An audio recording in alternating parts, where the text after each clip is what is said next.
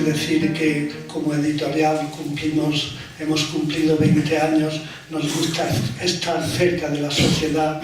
La sociedad ahora, en momentos de crisis, necesita expresarse, necesita canales cercanos, y nosotros pues nos encanta pues acercar la cultura a la sociedad.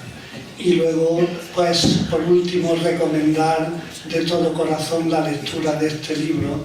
Es un libro de un tema muy duro, però de una lectura deliciosa.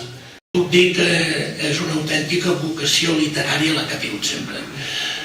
Esclar, presentar un llibre, n'han parlat i jo encara en podria parlar més, però el llibre s'ha de llegir, costa molt, ja parlaran ells més.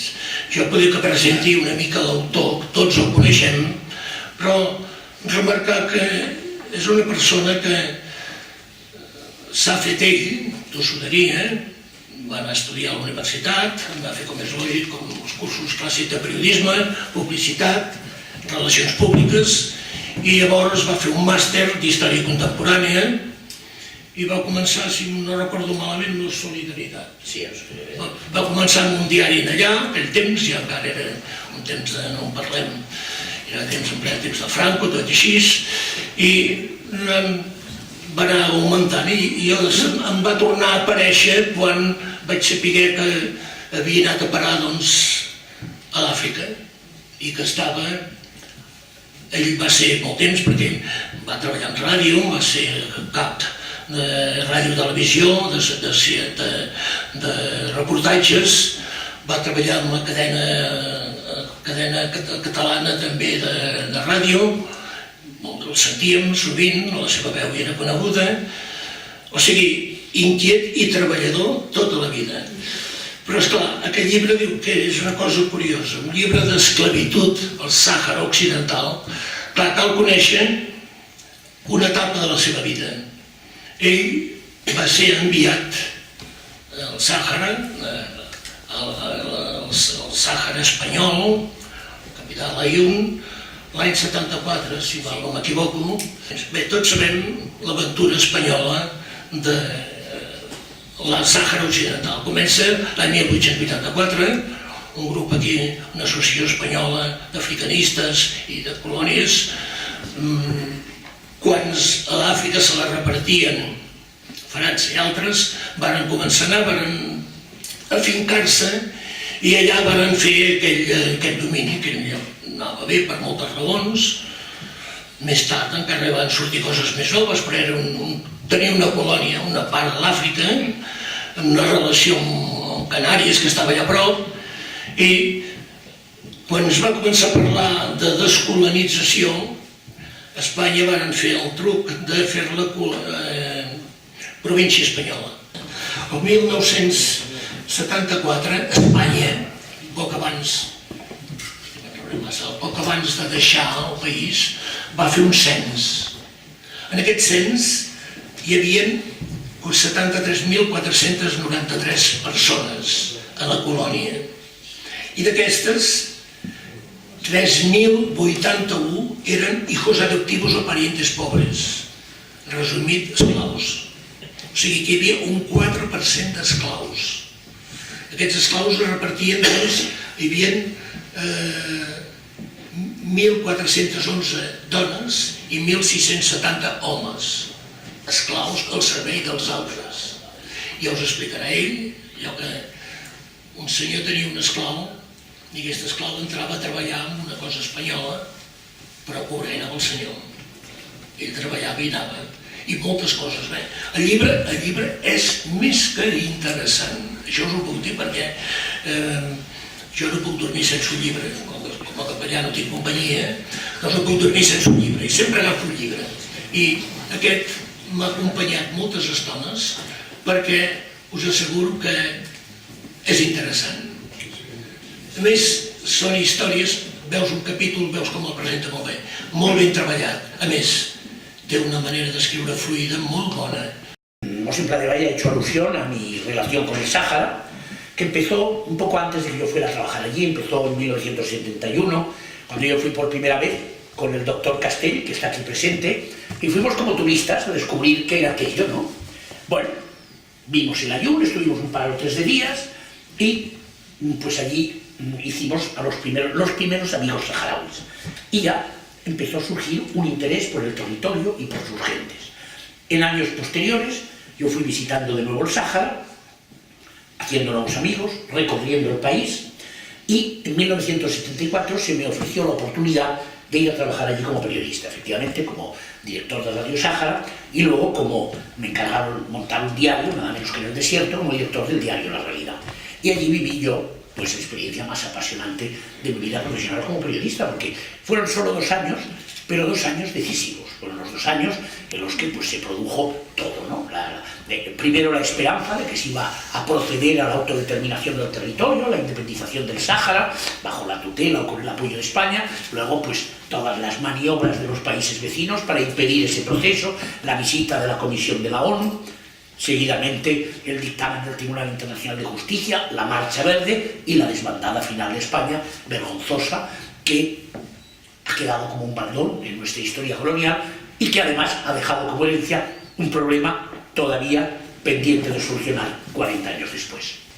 Y una de las vías de investigación que me aparecieron, que me fueron surgiendo de forma más o menos espontánea en los autores que iba consultando, fue el tema de la esclavitud. Y yo hice memoria, porque claro, cuando yo estaba allí ya había detectado la existencia de esta cuestión. En el Sáhara había esclavos.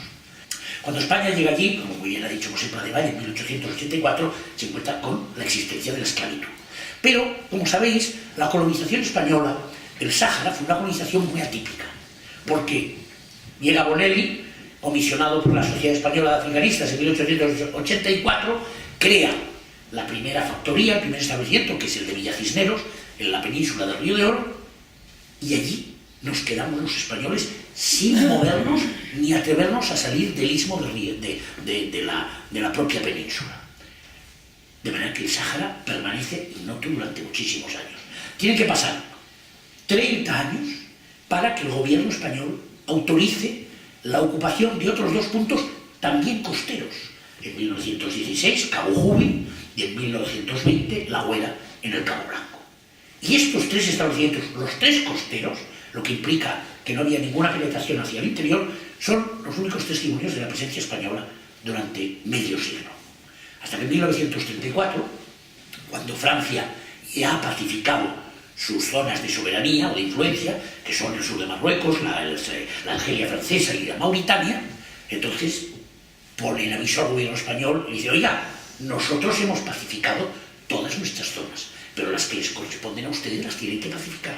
Ocupen esas zonas reconocidas en los tratados internacionales, porque si no las ocuparemos nosotros.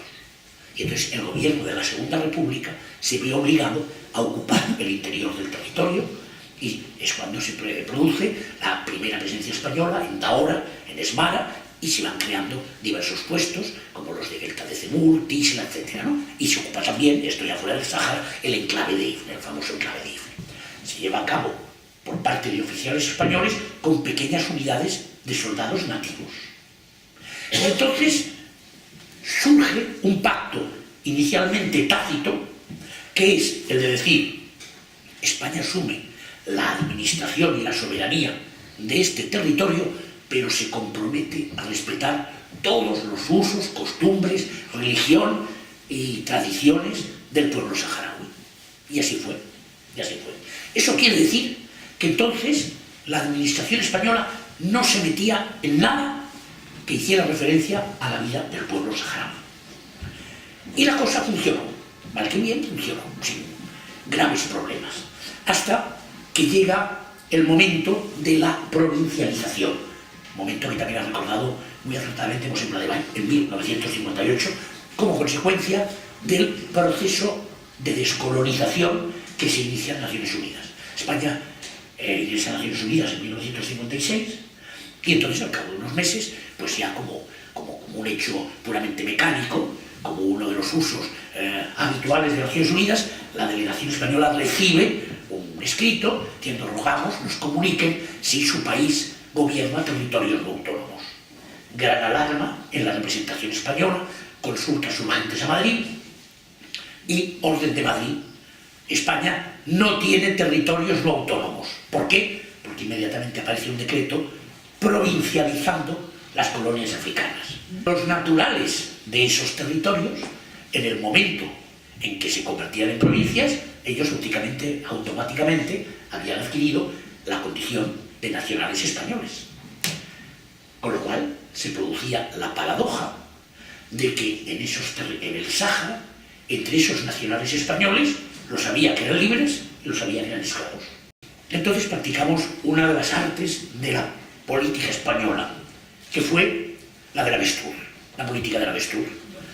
No sé, no me he enterado de nada.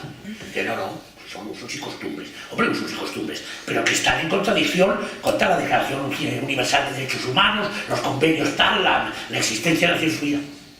No sé, no contesto. Una de las figuras más destacadas, uno de los chius más destacados de la tribu El Guimá, pero en la administración española fue primero presidente del Cabildo Provincial, Cabildo era la Diputación, luego presidente de la Yemá, y finalmente acabó como procurador en Cortes por nombramiento expreso de Franco. Pues el Hatri tenía esclavos, y un día le regalaron unos esclavos y fue a recogerlos donde estaba, que era en un pueblo del sur que se llama Tixla, y se presentó allí a recoger sus esclavos. Y resulta que uno de ellos era la mujer del portero de la escuela.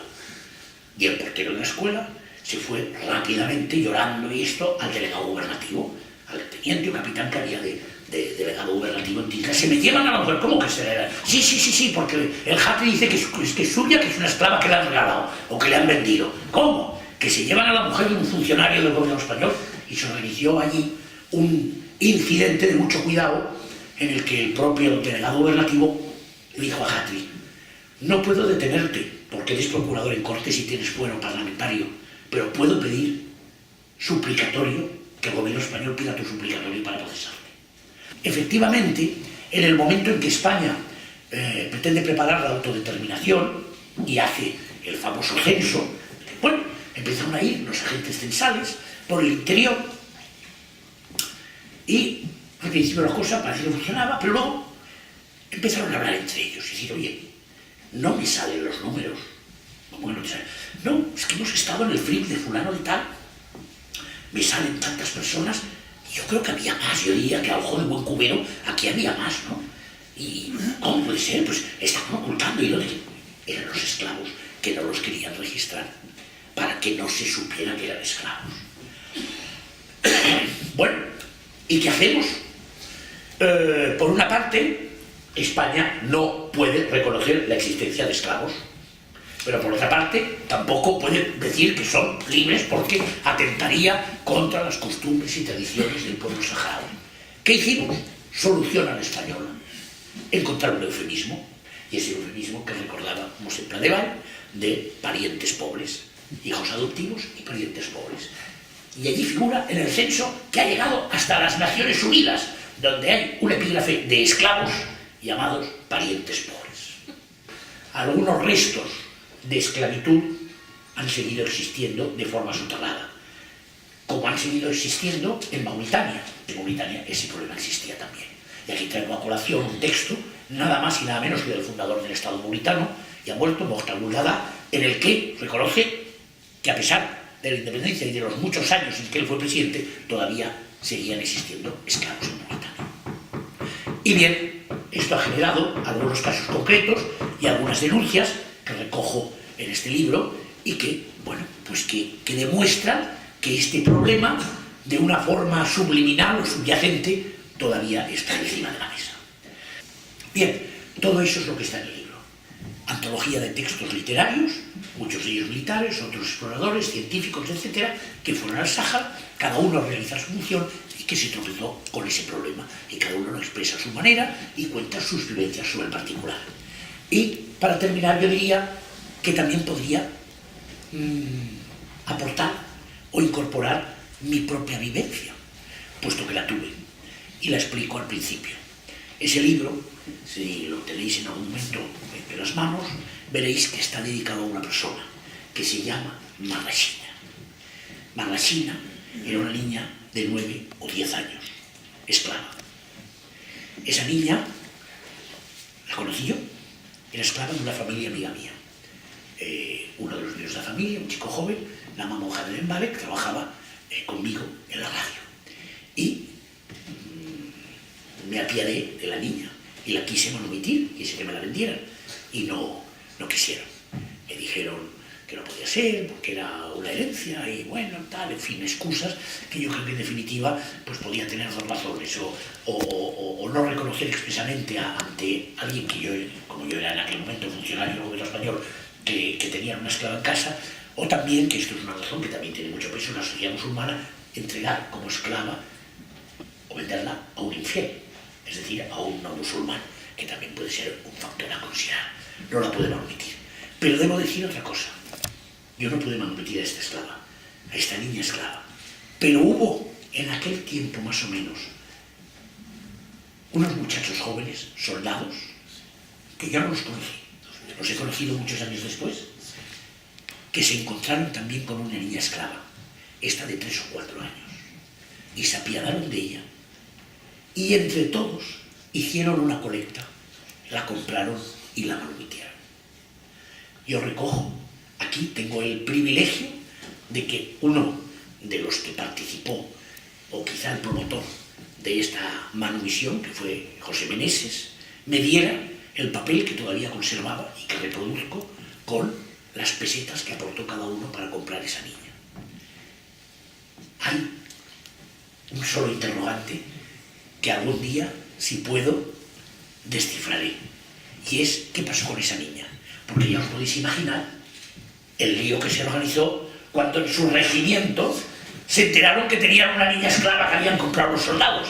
Intervino la mujer del coronel, la mujer del general, se organizó un lío de mucho cuidado y, según cuentan las crónicas, no fehacientemente constatadas, pero fiables, se dice que de esa niña se hizo cargo el ejército, la ingresaron en un colegio de huérfanos, pudo estudiar y pudo hacer carrera, y que hoy está bien colocada en algún lugar de España. Me gustaría algún día seguir la huella de este caso y de esta peripecia personal. Y me gustaría también que algún día, lo propongo en el libro, pero como no lo van a leer nadie que mande mucho, pues quizá no me harán caso, pero me gustaría que algún día, aunque se fuera con 40 años de retraso, alguna autoridad española reconociese aquel gesto de caridad, de humanitarismo y de solidaridad social que demostraron aquellos soldados y se lo reconociese pues dándoles alguna medalla. Y nada más, quedo a vuestra disposición. Espero que el libro, si lo leéis, no os aburra. Creo que tiene cosas que son entretenidas y repito que no es mérito mío, sino de los autores en los que me fundamento y que recojo. Y finalmente, el agradecimiento que he expresado al principio, ahora lo revierto sobre todos vosotros por haber tenido la generosidad de querer acompañarme esta tarde.